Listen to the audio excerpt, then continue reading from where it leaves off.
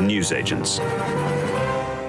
So, as we often say on the show, we like to let you look behind the curtain. And when we were thinking about what we were going to do on today's show, we were also thinking about what we were going to do on Friday's show, which is a Q&A show. And we've had loads and loads and loads of questions, as always, and they're all brilliant. But we were so struck, us and the production team were so struck by the fact that one question kept coming up again and again and again from so many of you. And this is it. Hi, my name's Chris. I'm in Northern Ireland. I'm a big fan of the show. Given what's been happening on Twitter since Elon Musk bought it, for each of you, what would be the line in the sand that Musk could break that would make you delete your Twitter accounts? Thanks. Chris, you hit on something that has been playing in all our minds.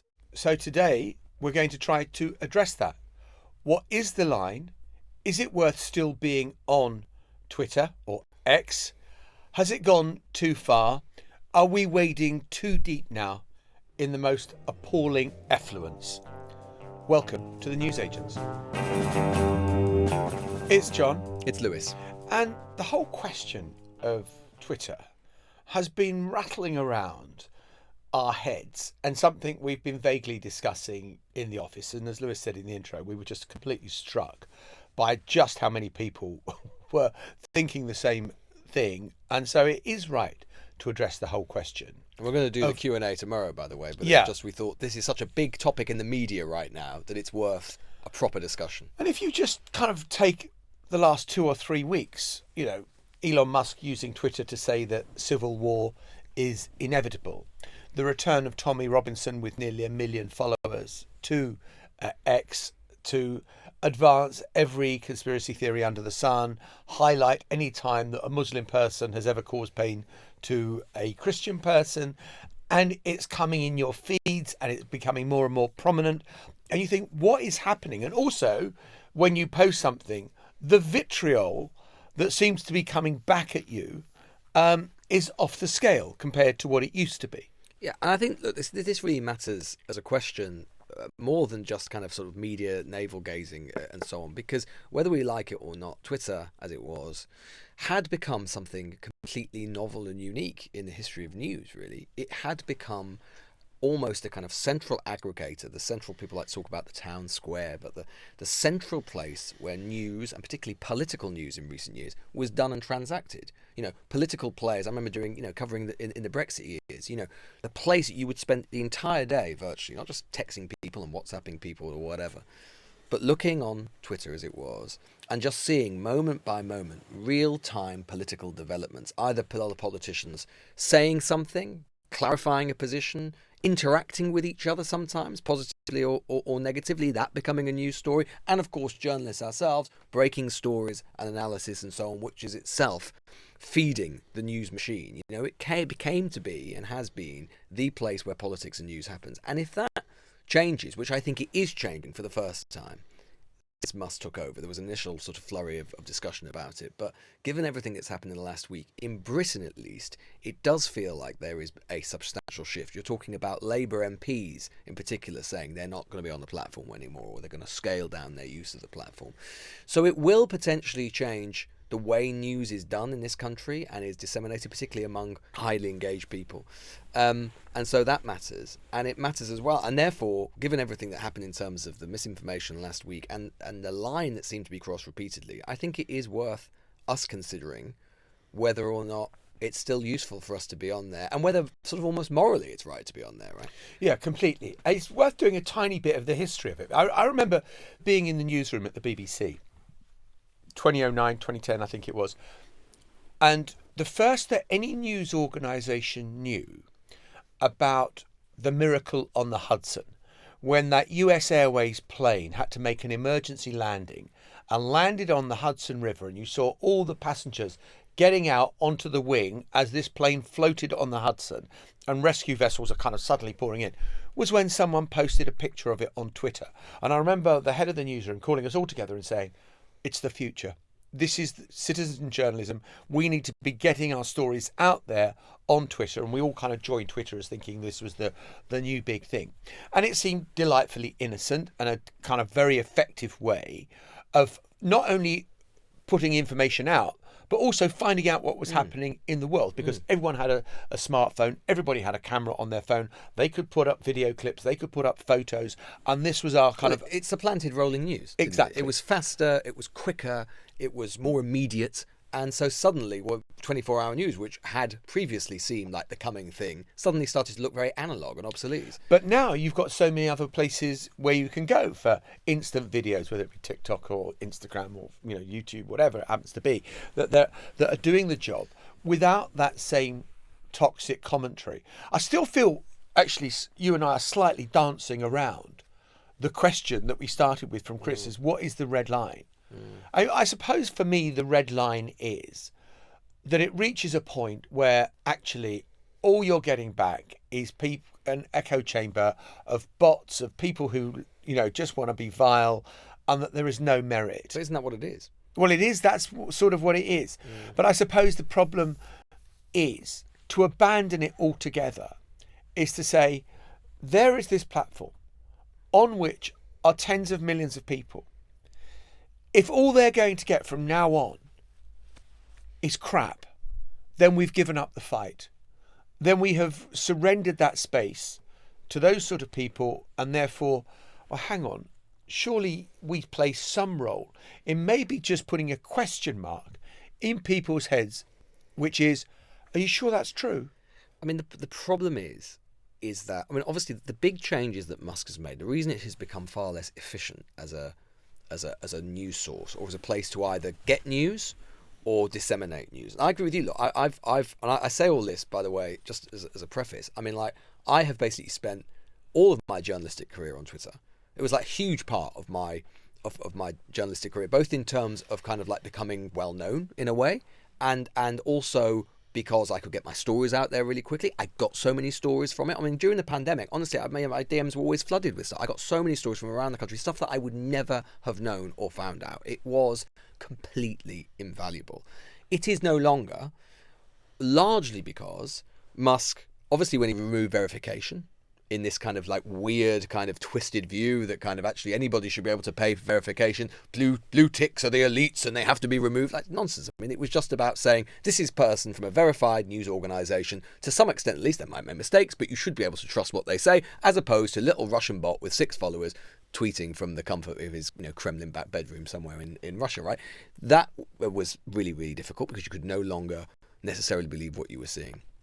He has changed it completely algorithmically, clearly to favour extreme content, or at the very least, in changing the moderation rules, you see so much more extreme content. By the way, even in the old Twitter, the moderation was pretty lax. So to allow all of these people with their highly extremist, often inciting views onto it, basically makes it less valuable. So you put all of that together, and I suppose I am just left thinking, actually, what is the utility?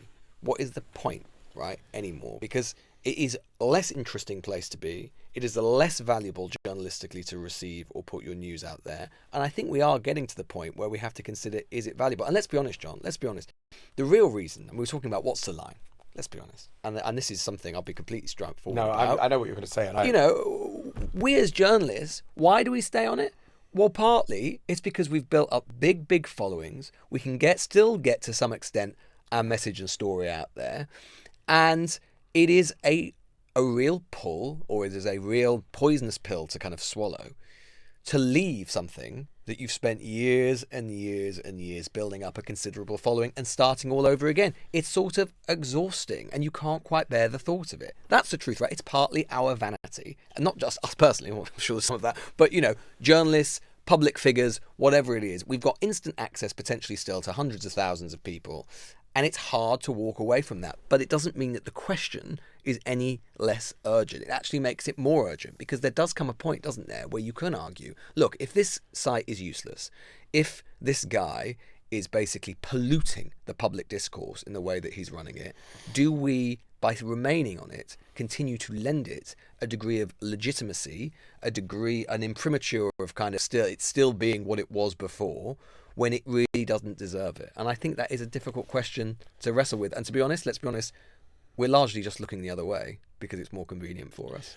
I think that's true. I think that is very sadly true, that you've built up this, considerable following, and if you want to get a message out, you can, and you know it's going to reach a lot of eyeballs pretty quickly.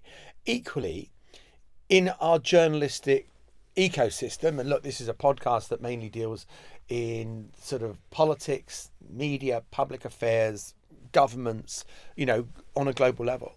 We know that if we put something up of a story where we've got a great quote from a politician or whatever, it will be picked up by every newsroom around the country, because that's the way it works. Every newsroom is looking on Twitter and saying, oh my God, have you seen what Goodall has just posted? They've got such and such. And sure enough, then people will come to it and think, look at us, and we'll get more followers and we'll get more engagement and hopefully more listeners. And to turn your back on that completely is really tough. I mean, And it can feel a little grand as well, a little pompous, right? As well, there are people go, I'm leaving this, and as if Musk will care. So I get that. There is that side to it as well, which does exist. I feel I'm sticking with it for the time being. But am I enjoying using Twitter, or am I using it as much? And I suppose one is the kind of related to the other, which is because I'm not enjoying it, I'm not using it as much. No, I'm not looking as much as I would, because I'm finding so little that is engaging me, and mainly it's infuriating me. Yes, exactly. And again, it goes back to that verification thing, because basically the people who pay for verification, sort of blue ticks, are all the bots and the absolute weirdos and the misfits. And so all you ever see when you post anything is their comments right at the top. And it's just like, it gets, I'm not going to say dispiriting, it doesn't bother me that much, but it just becomes less useful and interesting, right? So that is completely true. I think there is a first mover problem with this, right? Which is that if, for example, the UK government had responded, or if this gets worse in terms of the kind of tussle with Musk and so on, if we saw events that we saw last week happen again, you could imagine a world where the UK government said, we're withdrawing from this website. We're not going to post any communications. We're not going to post anything. Government ministers won't be posting. The Labour Party says we're asking our MPs not to do. You can imagine a sort of cycle that sort of starts there, where if the site overall gets such a whiff, if the UK government itself has said that this is a sort of extremist website run by an extremist or whatever, you can imagine more and more organisations, maybe not media ones, I don't know, because they might not want to look like they're taking the cue from the government, but you can imagine more and more companies, all that sort of thing, just gradually withdrawing or ceasing activity. You can imagine, in that circumstance, there being a pretty rapid exodus from what you might call respectable, legitimate organisations. And again, if you had a big media company do the same, that could happen. But there is a first mover problem, which is you almost need that to happen. It's not about individuals doing it, although, you could say that's letting us off the hook. But it's probably, I think, would require a sort of almost concerted effort, or a big company to make the first move, and you could imagine a bigger exodus happening as a result. But would His Majesty's government decide something like that when there are millions of Britons probably on X who would then be deprived of that information? It's not a perfect parallel, but when the Johnson government won in 2019 and said no ministers were going to appear on the Today programme, just as a means of punishing the Today programme, then you get a pandemic and they think, oh Christ, actually, we do need to reach the maximum number of people possible. And so they abandoned the boycott. Possibly. But I suppose, in a way, just in terms of the narrow politics, I tell you what, if I were Keir Starmer, I wouldn't mind at all, basically, at the very least, withdrawing Labour MPs and so on from it. Boris Johnson wasn't entirely wrong when he left office saying that his MPs spent too much time on Twitter. One of the effects of Twitter was to intensify, because it was where everybody was and things were developing second by second by second, it did intensify political crises for the government, because it felt almost every day, even actually if it wasn't that big a deal, it felt somehow sort of everything ended up feeling sort of existential and systemic, and MPs would get really panicky just by spending so much time on their phones looking at it. Johnson said, I would like to basically ban Twitter from all my MPs' phones. If I were Keir Starmer, actually, I wouldn't feel that would be such a bad outcome, actually, in terms of sort of removing the intensity of the kind of news agenda and the way that Twitter works. So, I actually don't think that would be particularly bad for him. But you're right. Look, it would be a big move, but such are the changes with it that maybe a big move is what's required. Well, let us speak now to Charles Euag. He is the head of digital at Global Media Company, which is the company that produces the news agents. It is also the company behind Capital Radio, Classic FM, Heart FM, LBC, and a whole other range of podcasts. And Charles is sort of, the digital content advisor of what the strategy and policy should be on engagement with digital platforms. And Charles, thanks for joining us. I see you're working from home today. Where are we now? The Musk takeover, I think, did spook a bunch of people. Obviously, I think the allowing on a number of accounts that had previously been banned for obviously far right behavior and so on, I think obviously caused some concern for a lot of users. You did initially see some exit from the platform around it, but I think really it's probably over the last sort of 6 months, especially the last 2 months, you're really starting to see that come to fruition a lot more. Charles, what do you think Musk wants? Right? I mean, you I know you read a lot about this, you sort of follow him, and you, as a sort of senior person who deals with a lot of these social media companies, you deal with them and interact with them. What do you think? Do you think he can possibly be pleased with what has happened? I think in his mind he might be. I think he also may not think that there really is an actual exit, Lewis. I think he's someone who, in some ways, has become terminally online. I think some people, especially when they get massive followings, they in some ways start to behave in certain ways, and they get a feedback loop from the replies that they get. Basically, also, they get in the replies a huge amount of people saying, "You're great, you're amazing, I love this," etc., and so forth. And I think in his case, that's had an impact on his perception. And that happens to lots of people, I think, as well. You spend enough time in these comment sections, everything else, that can impact your view of the world, basically. And you start to see the world through, a forum view or a Twitter worldview. And so I think as much as we can externally think this is a negative, I think he has such a feedback loop that he thinks nothing bad is actually happening and he's doing the right thing. And when he puts out the scandalous thing that we think is quite shocking, he gets, a Greek chorus behind him announcing the fact that, no, you're right. And that is encouraging him still. Do we actually have any data on what is happening to the numbers? Because as we've been discussing, you can feel that there are people leaving, particularly perhaps from a sort of more liberal centre point of view or liberal political point of view. Do we actually have Musk claims that engagement is through the roof. Do we actually have any hard data on what is happening to the numbers? So, TechCrunch, the US tech site, actually ran a piece about 6 days ago saying that the great exodus hasn't actually happened. They looked at global data on that point. And there does seem to have been actually potentially a 2% rise in overall engagement and growth on Twitter. But I don't think it's as simple as that. And I think, obviously, if you look at the UK, the iOS charts right now, the number 3 top app for all free apps is Threads. The number 60 app is Twitter, X. I think global numbers may show that there is still an audience there. I think there's some growing shoots of data that's not confirmed across the board yet, obviously, also, especially in the UK at least, that there is something happening in terms of engagement elsewhere from people who probably were previously power users of the platform. But Charles, isn't a problem in terms of, it seems to me that obviously Twitter had become central to many countries' news ecosystems, particularly the UK and US. It's the place in many cases where politics literally happened and where politicians got their messages out and said what they intended to do, and news journalists covered it accordingly. Twitter X is now much less useful because of all of the changes that Musk has brought about to that than it was. But there isn't, and so that on paper there is a gap in the market there as a kind of news aggregator, as Twitter was. But even Threads, which you talk about, is not well attuned to meet that gap, right? Partly by design. And isn't that the problem? And actually there is no obvious other player that can absorb that and absorb what Twitter was. It's complicated. There are some people out there, commentators who have been across the web for decades now, who actually make an argument that actually that period of time where there was a central platform was a aberration.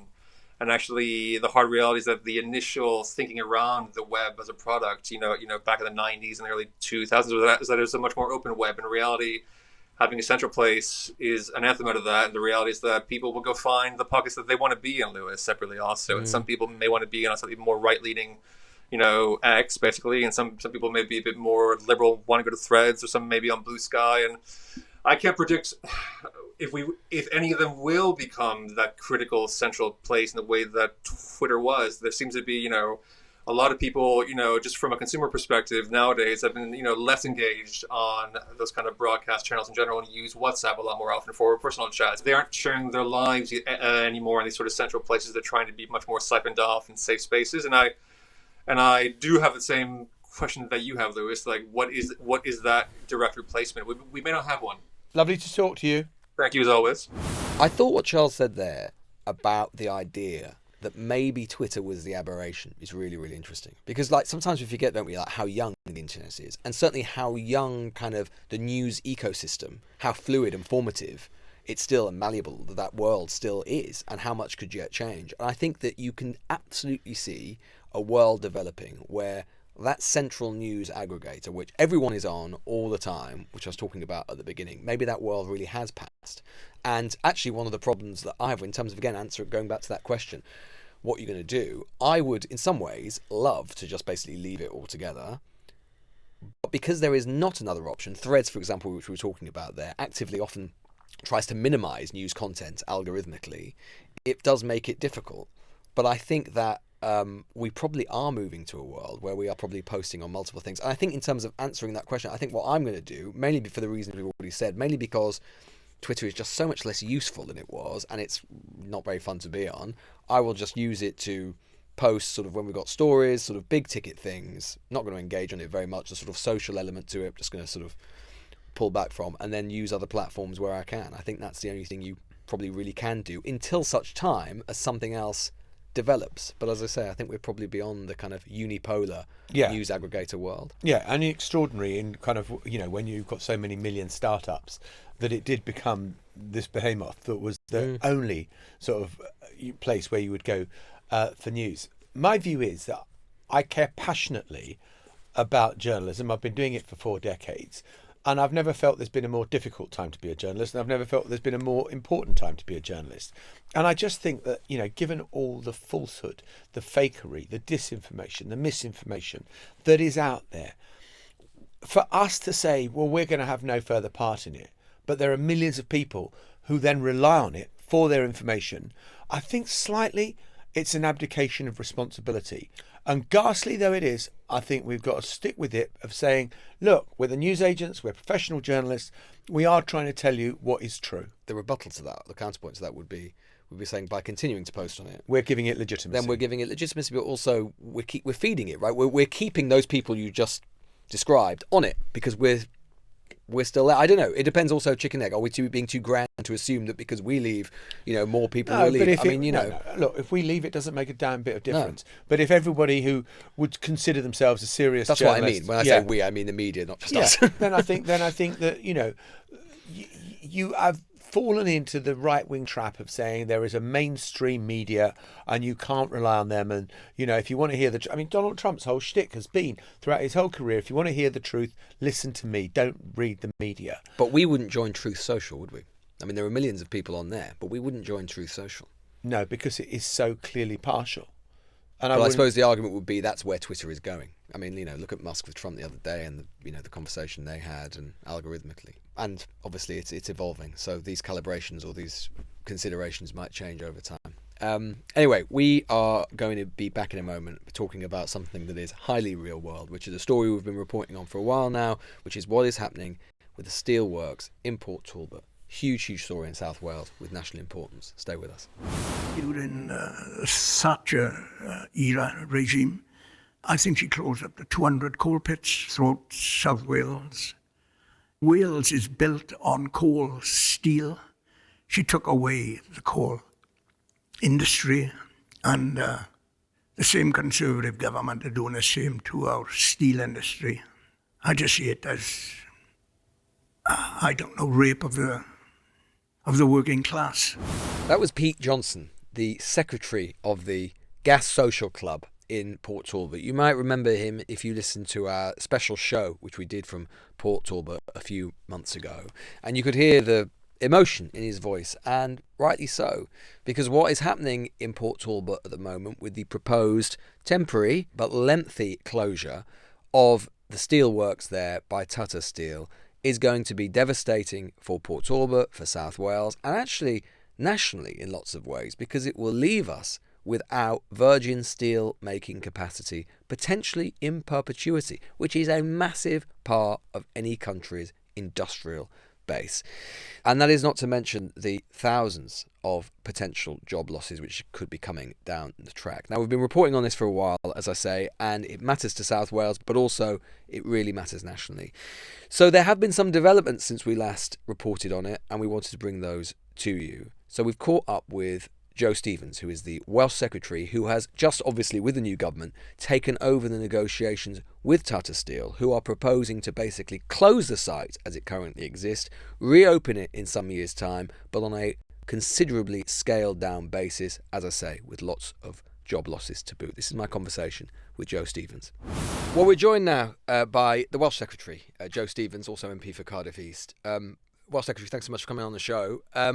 Obviously, we've reported a lot on what is going on with the Tata story and Port Talbot, and obviously it's a really, really worrying time for thousands, literally thousands of families in South Wales and beyond. What can you tell us about the status of what's going on in the negotiations? Well, the negotiations are at a critical point. They've been going on for some time. We've obviously, in the last 6 weeks since forming a government, been in intense negotiations with Tata, and the commercial sensitivity around them means I can't, disclose details about it, but we think that they will come to a conclusion in the next few weeks. And our aim from those discussions is obviously to get the best deal possible out of it between government and Tata and protect as many jobs in this community and in the wider steel community as possible. So today I'm in Port Talbot and I'm announcing £3.5 million of new money from the UK Labour government to support businesses and workers here in Port Talbot. And these are going to be funds that will address the immediate emergency caused by the uncertainty around the future. It's about protecting existing jobs in the supply chain and supporting those individual workers, any of them who are affected, so that they're in the best possible position to take up a new job if that's what they need to do. Isn't the danger that, as we've seen elsewhere, even with the best will in the world, I mean, I was looking through the press release of some of the plans that you're talking about, and you're talking about finding other employers and trying to find other types of industry for retraining and so on. I mean, we've seen this story before, though, haven't we? I mean, we saw it in the 1980s. We've seen it in South Wales. We've seen it when there is deindustrialisation and governments come along and they say, "Well, we'll help you retrain to something else." I mean, I saw one of the industries you were talking about is, for example, fintech Wales. Like, how realistic is it? I mean, some of the employees that you're talking about in Port Talbot, the steelworks, they're not going to retrain in fintech, are they, realistically? So, first of all, on the point about the 1980s and deindustrialisation, this is really personal to me. I grew up not very far from Shotton Steelworks. And in 1980, when I was in school, they closed the steelworks, 6,500 people. At the time, just to remind me, at the time, that was one of the, I think perhaps the biggest steelworks in the country at that time in North East Wales. It was, and I was right there and I saw it happen and I saw what it did to my community. I mean, basically everybody in school had family or friends or neighbours who worked in the steelworks or in the supply chain or in the local economy affected by it. And, we were scarred for decades afterwards as a result of what happened. So, I am personally very determined that this is not going to happen in Port Talbot. Until today, not a single penny had gone out to businesses and workers from the transition board. So we're putting our money where our mouth is. What do you think of the way in which Tata has handled this, just generally speaking, and in terms of how they've been treating their workers? Well, clearly this has been, a difficult period for everybody. It's not an easy decision that Tata has made. They are in the middle of a voluntary redundancy exercise at the moment, and there have been good discussions to date with all of the steel unions who are here on behalf of the workers and with Tata. They've put this enhanced voluntary redundancy package on the table. And clearly there will be some people employed who will want to take a VR package. But do you think they've been treating their employees well? I mean, you'll remember, for example, a few months ago, there was a suggestion from the company that unless staff took a particular package that was on the table and they went on with the industrial action that was being proposed, that those benefits and that package was on the table, which would be lessened. I mean, that's no way to treat your workers, is it? No, I mean, I would not negotiate in that way. That's not something I would do. But I'm very pleased that position is now not the case. There's been a change of heart. And certainly, what I'm hearing directly from the unions and from Tata is that there have been good faith negotiations now.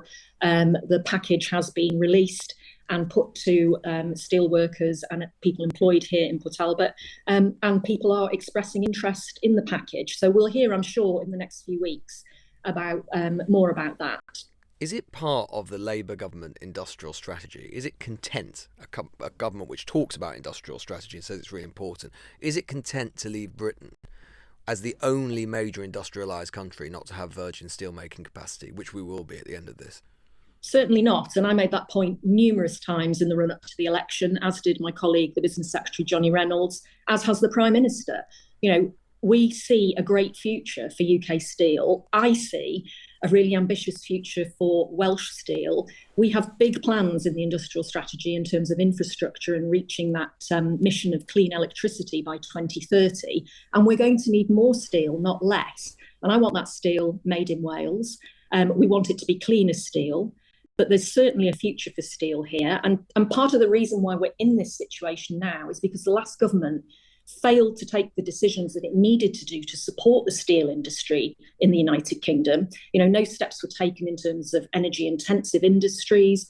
And it was almost a sort of lackadaisical sit back and let's see what happens. But we will. We're not doing that. No, but we're we will. Our money where our mouth is. But the net result is we won't have virgin steel making capacity, will we? We'll have the electric arc furnace, which is going to take place, which won't be virgin steel. What's happened in Scunthorpe? They're closing there. So, you say you don't want it, but we will be in that position, won't we? We want to ensure that we have different types of steel products being made, and part of the discussions between Tata and government are how to make sure that we have that capacity in the future. So, obviously I can't talk about the commercial negotiations that are going on, okay, but there are different ways of steel making. We want to be able to have the best products. I believe Welsh steel is the best steel in the world. I want to see more of it.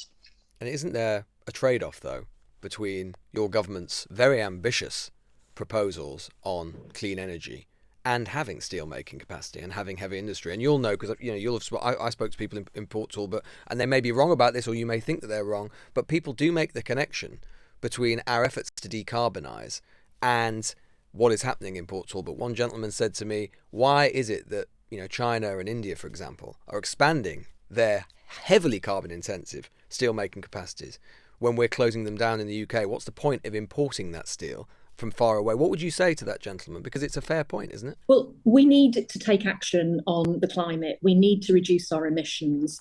This is a very emission heavy plant. But what's here. the point if China? It's the right thing to do. It's the right thing to do, and it will bring down.